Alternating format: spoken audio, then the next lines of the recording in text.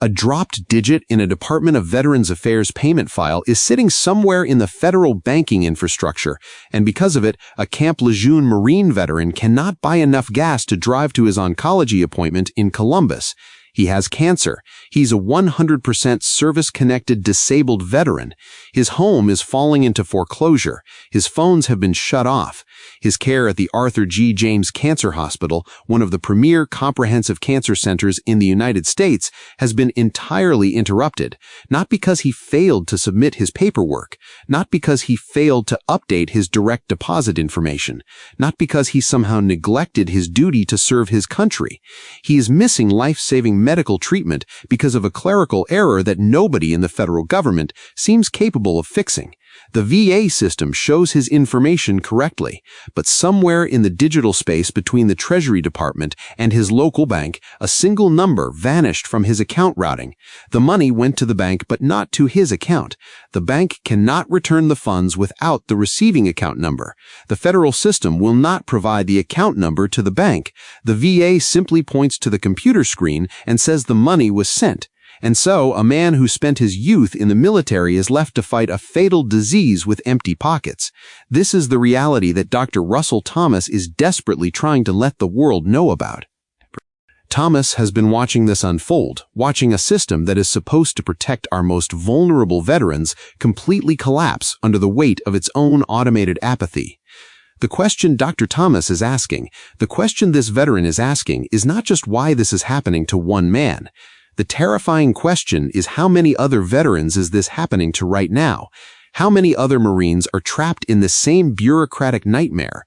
How many disabled veterans? How many seniors? How many people waiting on Social Security, disability, survivor benefits, or VA compensation are depending on the exact same fragile, indifferent infrastructure? To understand the gravity of this betrayal, you have to understand where this veteran came from. He was a Marine at Camp Lejeune in North Carolina. But he wasn't just a Marine. He was an E3 sharpshooter in an apron. He worked in the mess halls. He helped feed Marines during the darkest years of the base's history. From the 1950s all the way through the late 1980s, the water systems at Camp Lejeune, specifically the Tarawa Terrace and Hadnot Point treatment plants, were heavily contaminated with volatile organic compounds, trichloroethylene, tetrachloroethylene, vinyl chloride, benzene, the water that flowed out of the taps, the water used to cook the food, the water used to make the coffee, the water that young Marines drank after exhausting training exercises was poison. The EPA maximum safe contaminant level for these chemicals is 5 parts per billion. Some of the wells at Camp Lejeune registered at 215 parts per billion, or even 380 parts per billion. The Marine Corps knew about it in the early 80s, but it took years to shut down the most contaminated wells. For decades, the military effectively poisoned its own troops, their spouses, and their children. This veteran, this E3 sharpshooter in an apron, was the one mixing that water into the food. He has carried the psychological weight of that knowledge for decades. In his own words, he fed cancer to generations of Marines. He stood on the serving line, handing out plates of food that were laced with the very chemicals that are now destroying his own body. He did what he was ordered to do, not knowing that the infrastructure of his own base was a toxic trap. Now, as the cancer eats away at him, he needs help carrying his dead. He needs the system to honor the sacrifice he made and the burden he has carried. Marines have a saying, you do not simply join the Marine Corps, you become a Marine. It is an identity that gets fused to your bones. It does not stop when the uniform comes off. Semper Fidelis means always faithful, but the faithfulness here is entirely one-sided. The veteran remained faithful. The government did not. What Dr. Russell Thomas is trying to expose is the absolute lack of basic accountability. We're dealing with an automated federal payment system that treats human lives as expendable data points. In the modern banking world, an automated clearinghouse transfer is a simple thing. It is a string of numbers.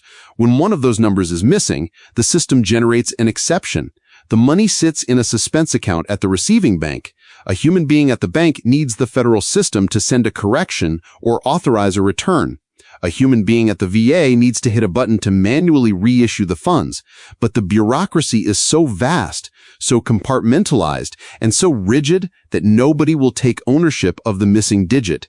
The VA operator looks at their screen and sees a status of disbursed. The Treasury Department automated system refuses to communicate with the regional bank's exception desk. And while these colossal institutions point fingers at each other, a disabled Marine sits in a cold, dark house with no phone service, watching his gas tank sit on empty, missing the oncology appointments that are his only hope for survival. This is not just a story about a computer glitch. It is a story about the complete failure of the social contract. When a person signs up to serve, especially during an era when that service meant drinking poisoned water and unknowingly feeding it to their brothers and sisters in arms, the absolute bare minimum the country owes them is competent care in their final days. The James Cancer Hospital in Columbus is waiting for him. The doctors are there. The treatments are there. But a missing VA payment has become a missed oncology appointment. A clerical failure is turning into a foreclosure. A federal payment error is actively becoming a death sentence. Dr. Russell Thomas is calling on journalists, veterans advocates, public officials, and anyone with a shred of basic humanity to look at this crisis. It is unacceptable that a man who survived the toxic water of Camp Lejeune might not survive the toxic bureaucracy of the Veterans Affairs payment system. We have to demand visibility. We have to force the system to see the people behind the account numbers.